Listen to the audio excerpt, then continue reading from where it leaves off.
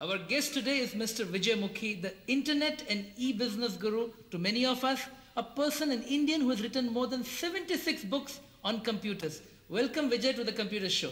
Thank you, Deva. Tell us Vijay, what is happening on the internet and e-business scenario in India?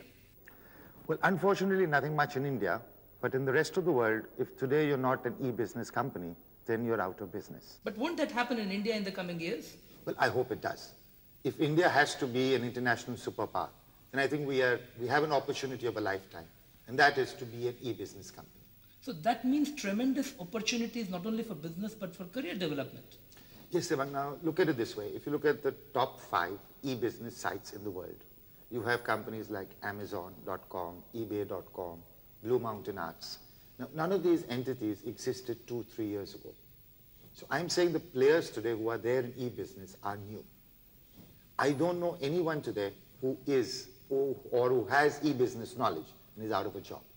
I'm saying the younger generation has this great opportunity which we never had, and that is to be known the world over with their e-business knowledge. So if a youngster in India wants to start into e-business or get onto that bandwagon, how does one go about that? It's so very easy because you see today in India we're surrounded by sea.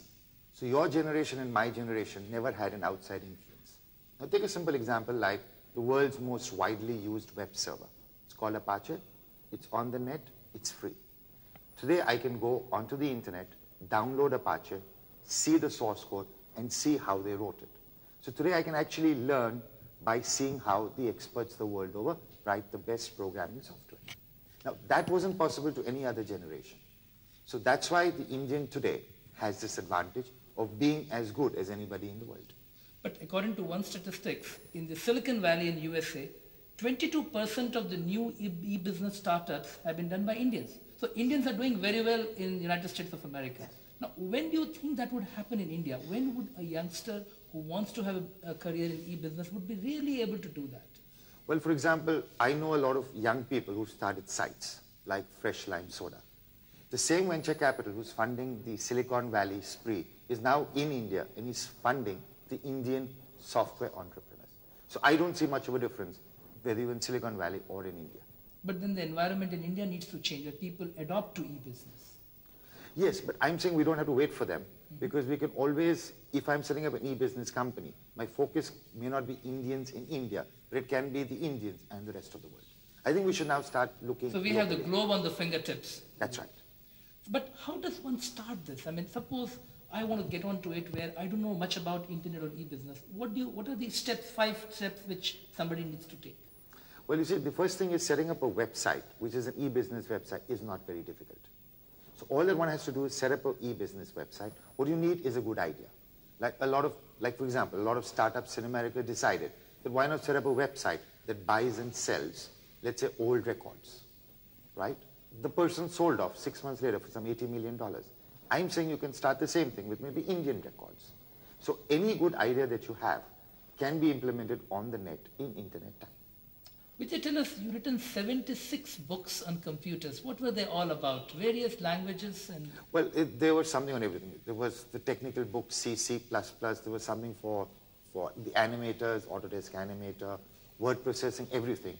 Like my last book was an ERP, PeopleSoft. So what happens to ERP now? I mean, with the e-commerce, e-business getting onto very strongly onto the environment? Well, the ERP companies may not like what I'm saying, but as of today, ERP is dead.